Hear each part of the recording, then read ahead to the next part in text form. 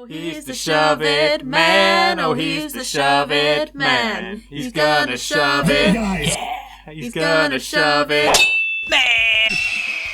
Alright, it's the Hawk. Let's find out what's going on in the world of NWA TNA. It's always a good laugh, especially when Disco Inferno is a main eventer. The last show was focused around the stupid Hard 10 Hardcore tournament and a tag tournament where enemies must team up together. The show starts in the car park, TNA's favourite filming location at this time. Disco Inferno is telling off Mickie James and Julio De Niro for backing Raven and not SEX last week. We start with one of those crazy X Division openers. It's the team of Pepsi, Punk and Jason Cross. They face D'Lo Brown and AJ Styles. I've seen this match before and it's a good one. Straight away, Cross hits D'Lo out of the ring and hits a twisting corkscrew senton. Punk and Styles don't want to be outdone and Styles hits a super kick over the crowd barrier, but his dive over the rail is countered with a Punk drop kick. We come into the ring now where Styles tries his inverted DDT, but he can't manage it because Punk hits him with a Shining Wizard. Jason Cross throws Styles with a Dragon Suplex and gets a 2. Punk and Cross won't stop double teaming AJ Styles. AJ's getting absolutely battered in there and he's smashed as Punk now hits a Hammerlock DDT. Cross keeps the pressure on Styles with a Jumping Unpredator. Styles suddenly snaps and he starts smacking Cross like a maniac and then turns Cross inside out of a clothesline. D'Lo has the tag for the first time now. Nice suplex into a cutter from D'Lo.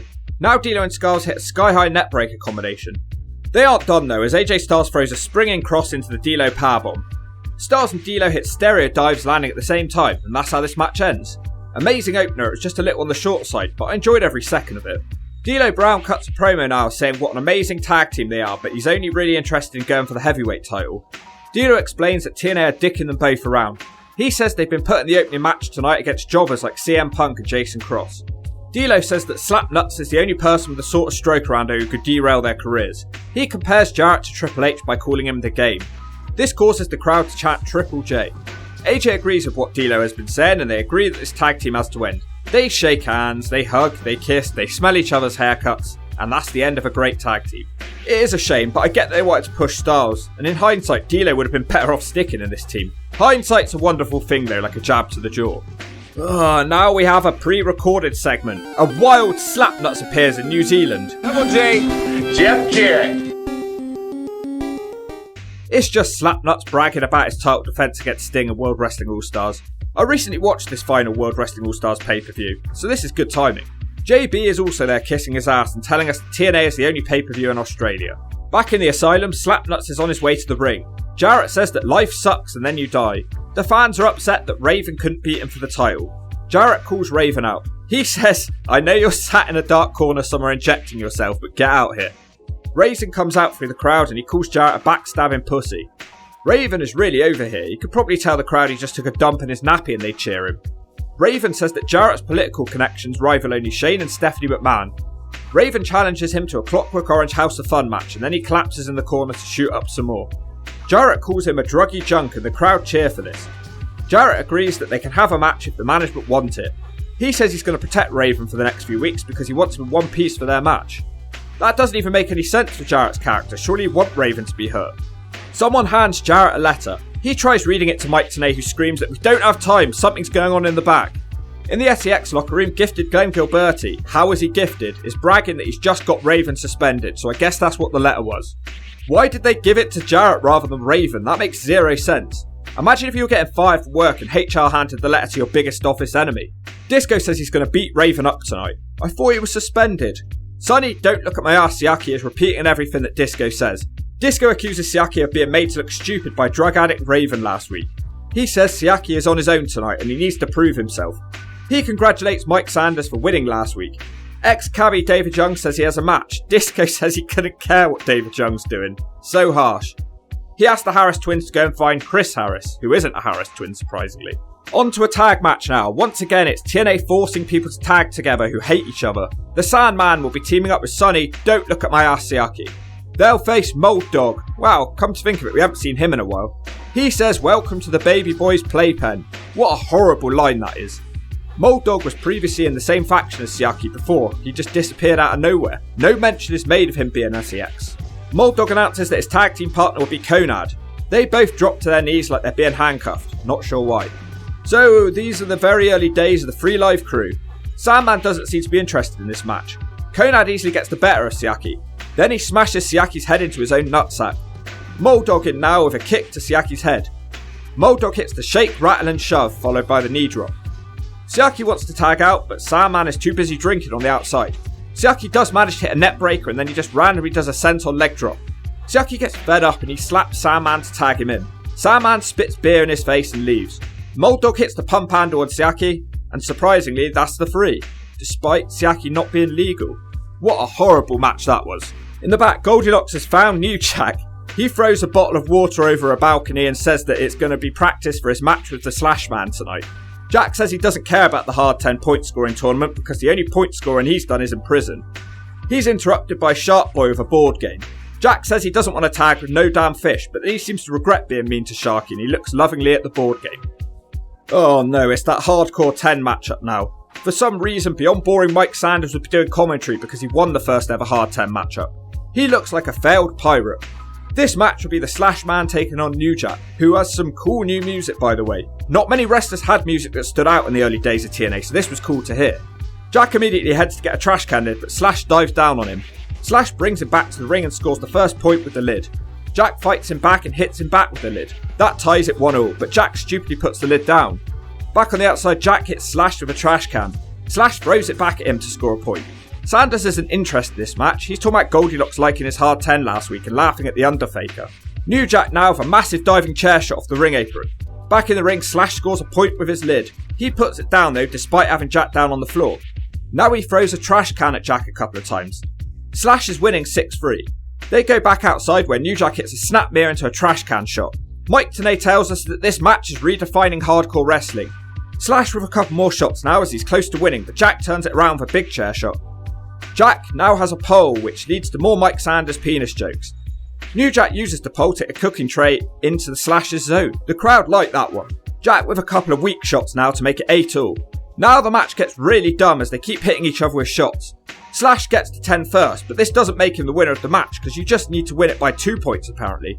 Give me a break, nobody wants to see point scoring and calculations in a hardcore match. It takes the fun out of it. We are now 13-all. A fan throws New Jack a chair. Just hit Slash twice, you idiot, and it's over. Instead, they fight on the top rope. It ends with New Jack throwing Slash off the top and through the table. Jack looks annoyed. He knows this was a stupid match. Pre-recorded interview of Mike TNA and Triple X. He congratulates them on winning back the tag belts. Skipper brags about being the first ever WCW Cruiserweight Tag Champion. Not sure that one's something to be proud of. They both talk about all their time spent wrestling in Japan. Today moves on to browbeating them about their association with Sports Entertainment Extreme. Daniels isn't happy about this. Tenay is now screaming that something's going on in the car park. It's the Harris twins drinking a beer. The Truth walks past, which leads to Conrad and Truth jumping them. It's revealed that they've hit them with water bottles in socks. Oh no, now Goldilocks is doing an interview with... there's something seriously wrong with these SATs. They literally have zero personality. Are they twins? They cut a bad promo talking over each other and arguing. They watched footage of their cousin Amazing Red putting Raven through a table last week. By the way, he's not on either of these shows, so what was the point? They say they are the best, but they're wrong. Eric Watts takes Goldilocks away. Why is he still on this show? Has he even had a match yet? Triple X out to the ring now for a match, and they'll take on the SATs. Triple X jump them straight away. They hit double drop kicks on one SAT. Chris Daniels hits knees into an STO now. He seems extra confident tonight. Skipper's in now and he hits a double suplex with Daniels. The bigger SAT hits a crossbody block out the corner. A pin is attempted but Skipper matrixes out of it and kicks the SAT. The SAT almost gets lucky now with a couple of pins, but he's unable to tag out. Skipper hits him with an interesting throw. Chris Daniels hits knees into a Uranagi and he follows it with the BME best moonsault ever. They can't put the SAT away though.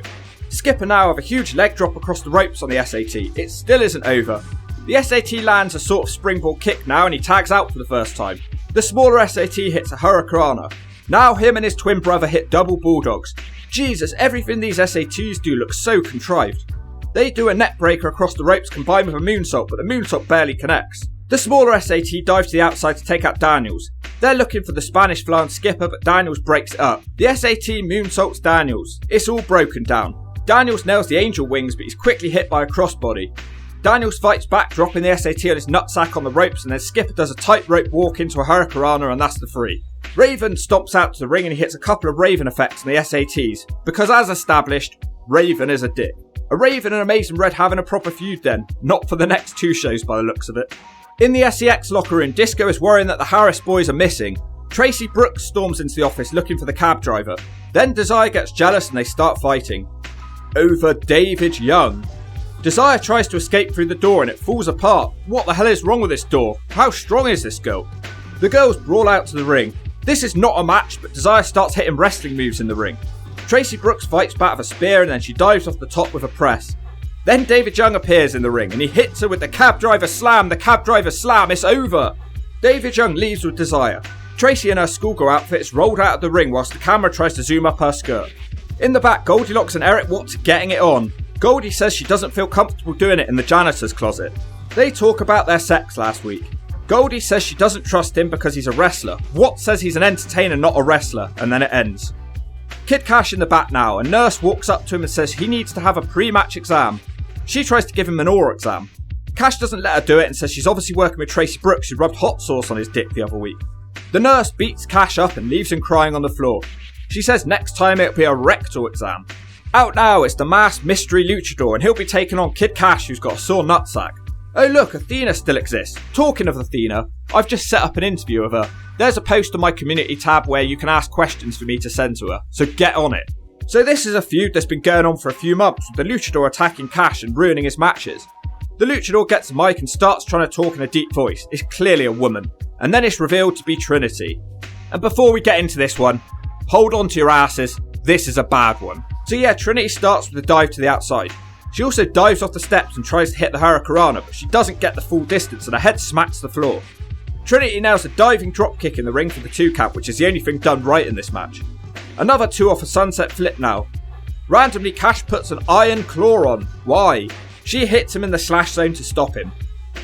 Another botch now, which has turned into a dodgy looking pin. Trinity spikes Kash with a powerbomb. That one looked dodgy too. Oh wow, what the hell has gone wrong with Trinity? She tries a moonsault but she doesn't get the full rotation and she crashes to the mat. Can't blame that one on Kid Kash. Mercifully, Kash spikes her with a pile driver and that's the 3. The only move he really did to her. One of the worst matches I've ever seen with a stupid storyline payoff. What the hell went wrong? She was normally so good. Kid Kash says he's going to kill her, but then he leaves. In the back, Slapnuts is causing chaos. Apparently it's actually Slapnuts who's suspended, not Raven, so somebody screwed up. Jarrett says he's going to work up a big dump and wipe his ass with the suspension papers. He refuses to leave because Slapnuts does what he wants. In the SEX locker room once again, Chris Harris has arrived. James Storm isn't here tonight because apparently his partner the Cowboy has personal issues. Disco says he's got him a partner for tonight, Chris Sabin. Harris doesn't seem impressed. Harris says he's good with it tonight, but they better not screw him. Just look at the mess of these tournament brackets, and we've got to sit through several more of these matches. It's fake Road Rash character Just Incredible teaming up with Jerry Lynn, and they take on the team from earlier, Chris Sabin and Chris Harris. They are the American Guns. Sabin and Lynn both just coming off that amazing match over on World Wrestling All-Stars. Lynn dominates the early game with a head scissors and a released German suplex. Harris is in now, but he also gets a head scissors. Road Rasher gets the tag and Chris Harris turns the match around. Harris nails the diving clothesline and follows it with a beautiful crossbody from the top, and he gets some serious hype. Rasher gets a lucky DDT and a 2 count now. Jerry Lynn back in and he gets a bulldog. Harris misses his follow-up spear, which makes Lynn grin. Sabin distracts Lynn and it enables Harris to hit the spear. The crowd chant, "Hell Sabin." Sabin nails the jumping enziguri kick, and now it's a 2 count for Harris. Chris Harris with another 2 on a back elbow now. Sabin and Harris are working together really well. They hit a backbreaker leg drop combination. This is one of the most one-sided matches of all time. Harris with a vertical suplex now. He holds Lynn up forever. Lynn does eventually manage to get Credible into the match, and then Lynn hits the TKO on Sabin. Lynn and Credible are tag team partners who don't get on, so they start arguing over who's going to finish off Chris Sabin. Rasher tries to pile driver him, which Sabin reverses into a pin, and that's the 3. What a moron. The 2 ex-ECW champions fight each other after the bell. This was actually kind of smart booking because it furthers the tensions between America's Most Wanted and SEX. We'll have to see where this one goes. Lynn says, just like an ECW, I'm going to kick your ass, asshole. How Lynn has fallen since the start of TNA. In the back, Eric Watts is saying testes 1, 2, 3. He asks if the cameras are on and the camera nods yes. He's hyping up tonight's main event between Gilberti and Raven. Raven's lying on the floor as he mumbles something, not sure what he said. Watts kisses Raven's ass and it ends. So it'll be gifted Glenn Gilberti taking on Raven now in the main event. What's funny is this main event hasn't even been mentioned the entire show. Imagine paying for this show. Straight away, Gilberti tries a chair shot but he misses it. Raven throws him into a fence. We have crowd brawling in this epic main event. Raven hits the suplex on the outside to Gilberti. Now Raven with a chair guillotine. Our epic hero Glenn Gilberti is still alive though.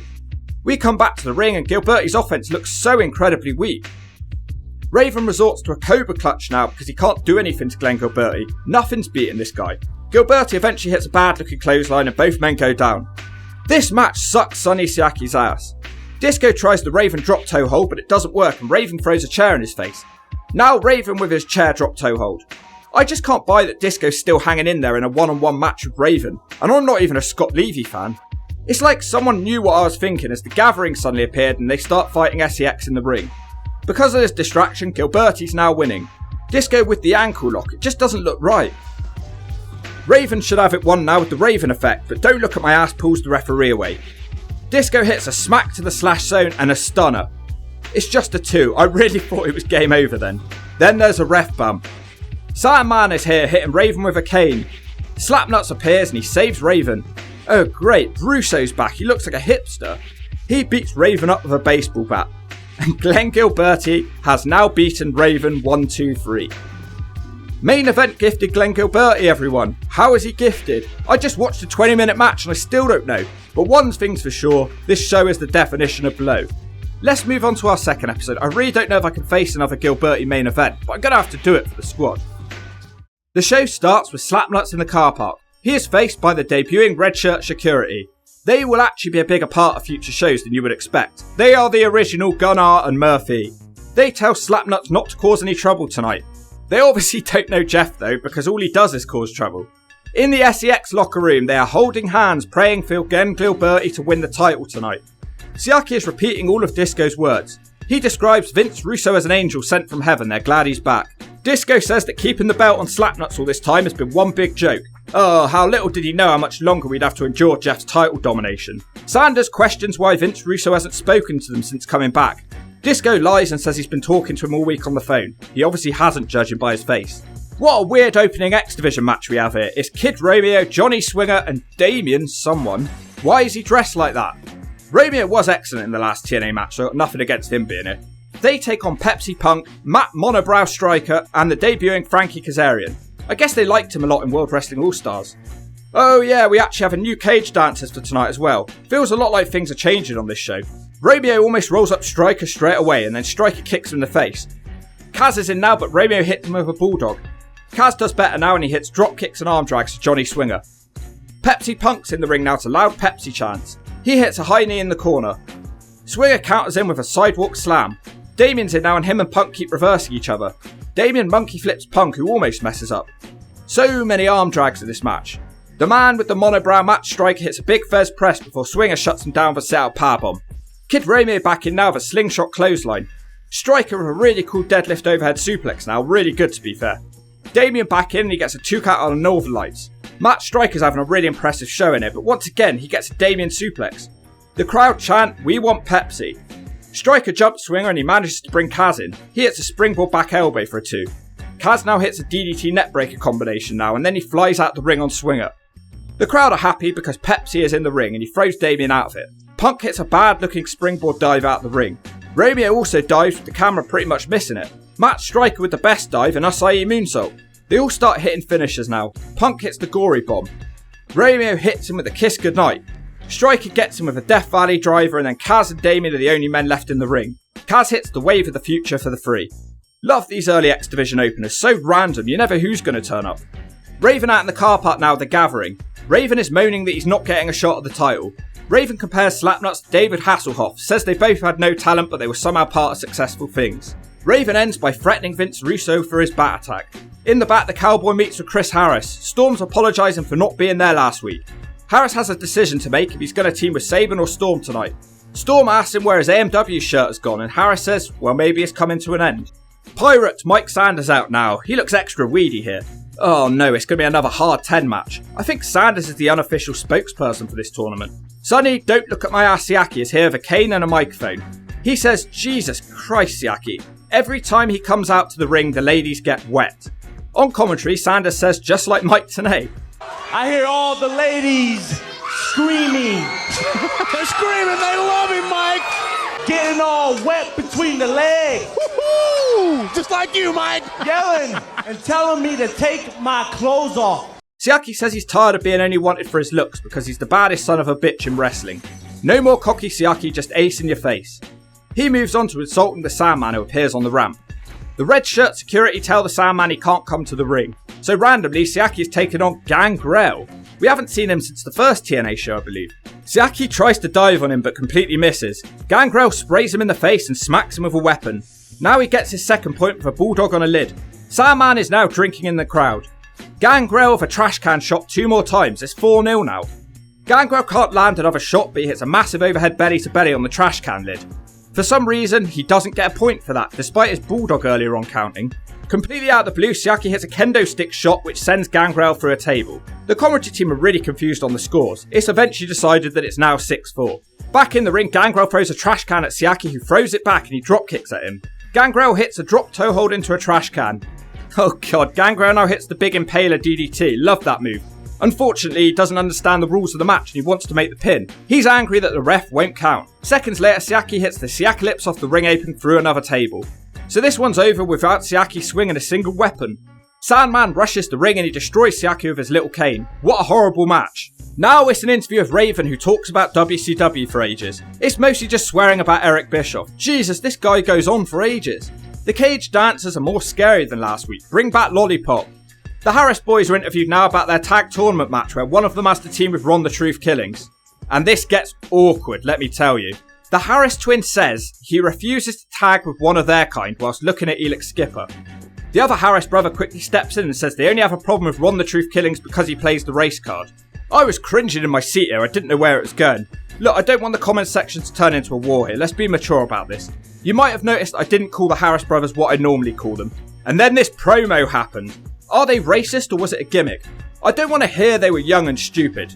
Don't you dare give me that because they weren't young. There's a really interesting post on Reddit about the Harris brothers and people are pretty split on what they are. I seem to recall Triple H doing something similar to Booker T around this time. I don't know, watch the clip and let me know what you think of it, guys. Well, to be honest with you, Goldie, we're going to scratch that match. Let me make this point very clear. I will not tag with their kind. I don't understand their kind. You know exactly what I mean. I will not get in the ring and tag with their kind. What the hell you mean, their kind? What do you mean, their kind? You won't with their kind? Oh, you're misunderstanding what he's saying. We have a problem with is Ron the Truth Killings. He throws that race card every time something goes wrong with him. And stop throwing the damn race card. Okay? There you go. There you go. All right. And that pointless match is now. This tag tournament is so stupid. Not sure what we're going to get in this one. The master of the cab driver slam is led out to the ring by Desire in a stupid hat. He teams up with schoolgirl Tracy Brooks. They're tag team partners who don't get on. The Truth is out dancing now, so I guess he didn't hear that promo earlier. JB is confused what to do because the Harris brother doesn't want to come out. What a match we have here then, a handicap match with the Truth taking on David Young and Tracy Brooks. I'm sorry if you paid for this pay-per-view. Tracy actually does get involved, but not much. This match is weird, there's so much going on. Truth actually should have it won a couple times with a scissors kick and a powerbomb on a diving Tracy Brooks. For some reason, that nurse from the last video is here and she's causing a ref distraction. Then she smacks Truth in the slash zone whilst her ass almost falls out. And there it is, the cab driver slam, the most devastating move in wrestling history. NWA Impact brings you the Smack of the Week, sponsored by all new Blonde for Men. If you're a brown-haired Potter, put some blonde in it. It makes you look hotter. Oh yeah, man, that's what I'm talking about. Ron the Truth connects with the backsack and crack. Say it twice or I'll give you a smack. This is ridiculous, man. Truth's having to deal with 4 people. It's nurses in the ring, cab drivers in the ring. Oh man, that's not like any nurse I've ever seen. She just smacked him in the zone. Turn around, Truth, turn around. Oh man, it's the cab driver slam, the cab driver slam. The ref can count to 100. No one's getting up from that. What a load of bullshit. That was the NWA TNA Smack of the Week, sponsored by Blonde Just for Men. Get it, got it, shove it. So David Young wins, and we've got a tag tournament where David Young and Tracy Brooks, I think, are through to the finals. Why? Tracy hugs David, but Desire gets jealous and attacks her again. They couldn't wear less clothes if they tried. As the camera zooms up their ass once again, I reflect on this. This was sadly the highlight of the show. Eric Watts is being a complete creep in the back to Goldilocks. She says that he locked her in a cupboard last week. This guy's giving off serious creeper vibes. She smashes his present that he gave her and says she's not dealing with him anymore. Chris Harris out now. He has a decision to make. He needs to decide if he's going to team with Saban or Storm tonight. His decision is pretty much made up for him straight away when Saban comes to the ring with Triple X. Why the hell would Harris pick him after doing that? They're the tag team champions, so why would he pick Saban who's friends with them? Well, after a bit of build and talk, it's revealed that the whole thing was just a ruse and Harris always intended to team up with Storm. America's Most Wanted has only just begun. They beat out Chris Saban with double team moves, so AMW will take on Mold Dog and Conad. They are the 2 Live crew. Storm hits a big senton out the ring onto the crew. Harris also connects the dive, so he seems to have made the right choice here. Conad takes a cheap shot low drop kick in the ring to help the dog out. It's pretty much what you would expect this match to be. Storm hits one head scissors followed by one not so good looking head scissors. Nice spot now as Conad tries a rolling clothesline but he's met with a Chris Harris spear. Storm hits the super kick but it's not quite the last call yet and it's just a 2. Storm's an idiot and he starts arguing with Daniels on commentary. Conad should have the match won but the ref is distracted. The Harris brothers rush the ring and hit the H-bomb and that's the 3. Another match that sucks Sonny Siaki's ass. A very nice looking Goldilocks calls out Kid Kash now, who surprisingly has Trinity with him. Hopefully they don't have another match because the last one was honestly one of the worst matches I've ever seen. I feel bad for Trinity saying that because I do like her. Kid Kash calls Goldilocks a stick with tits. Kash moves on to Trinity saying that she's done everything she could to ruin his career. Kash brags about beating her whilst Goldilocks looks annoyed. He says Trinity's been begging for him back and the only way he'll forgive her is by satisfying all the Kid Kash fans, by getting on her knees and kissing his ass. Trinity don't want to do it so he starts choking her. Goldilocks stops him and shoves him. She says everyone's sick of him. Kash insinuates that a lesbian's bumping donuts behind Dunkin' Donuts. Goldilocks says Kash has a little limp dick which makes him smack her. Eric Watts comes to the rescue of Goldilocks and he hits the powerbomb. He smashes Kash into the chair on the outside of the ring. This is a bad move because Kash picks it up and throws it in his face. Kid Kash is stalking the ladies now. Watts comes straight back and hits a chokeslam with some serious height. Kash is somehow back up and he tries a springing dive. Watts catches him and buckle bombs him. They all have a group hug and it ends. This is the most over Eric Watts has been in his entire career. The crowd chant freeway. In the back, Disco is on the phone asking when somebody is arriving at the arena. He tells them to hurry up. Sanders is here and him and Disco share memories about how they've been seen as a joke for most of their careers. But tonight's the night this could change. Nope, still a joke no matter what. D'Lo Brown and AJ Styles in the back. AJ Styles is telling Goldilocks to zip it. D'Lo will fight AJ Styles now and they tell everyone to watch the monitors because no one will be able to top this match. D'Lo faces AJ Styles in a match I've seen before but I'll never complain about these two having a match. And this is actually a number 1 contendership match for the Slapnuts belt. AJ Styles starts with a kip up into a Hurricanrana. The D'Lo size effect does eventually start having an effect. Just like the last match, AJ flips and starts smacking D'Lo like a madman. AJ counters the side slam but D'Lo immediately counters him back with a dropkick. One thing D'Lo can't counter is the AJ inverted DDT. AJ then tries the Styles clash but it's too early and he gets floored. Now D'Lo with a crazy acai moonsault for a 2 count. Who would have known D'Lo could do that? Styles retaliates with a springboard dropkick which sends D'Lo out the ring. AJ isn't able to properly connect with his dive out the ring and D'Lo suplexes him overhead onto the ramp. Jesus, D'Lo hits the lowdown off the top rope to the outside. I think I read somewhere that this was the most painful bump that D'Lo took in his career. Although I might be wrong because I think he does a similar thing for a table on the outside later. Raven turns up, who as established is a dick. Back in the ring, AJ connects with his Pele kick. People keep telling me off my pronunciation on that one. He tries a second rope dive but he's caught with a D'Lo Brown cutter. That's just a 2, what a match here. D'Lo hits the sky high from the middle rope and it should be over but Raven takes the referee. Raven, who is a dick, smacks D'Lo with the chair. Styles nails the springboard 450 but this one still isn't over. AJ does win it now though with the Styles clash on the chair. AJ can't celebrate though because Raven has the chair again. Raven thinks he's the number 1 contender but he lost to Disco Inferno last week so how could he be? So that's how this one ends, AJ's now the number 1 contender. So once again we have to watch a Glenn Gilberti main event. Slapnuts has a new Titantron which is really long and drawn out. It shows all the places he's going to sell fake gold to in the future. Why is he walking down a train track like an episode of The Walking Dead? In a completely boring match, Mike Sanders gets involved and hits a super kick on the outside. In a 15-minute match, the whole roster come out to watch because this is apparently such a great important match. Anyway, no one really cares and it ends in a completely dumb way. Ref bump and then Vince Russo's back. He hits Disco Inferno with a baseball bat. Jarrett hits the stroke for game over. Thanks for coming, main eventer Glenn Gilberti. Shut the door on the way out and don't let it hit you too hard. Wow, those 2 episodes were bad. Really bad. Hardly any cool matches, lots of botches, Disco Inferno everywhere, bad hardcore matches, and the most pointless tag matches of all time. NWA TNA can shove it, they need to do better. Like Sonny Siaki, I'll make your girl wetter.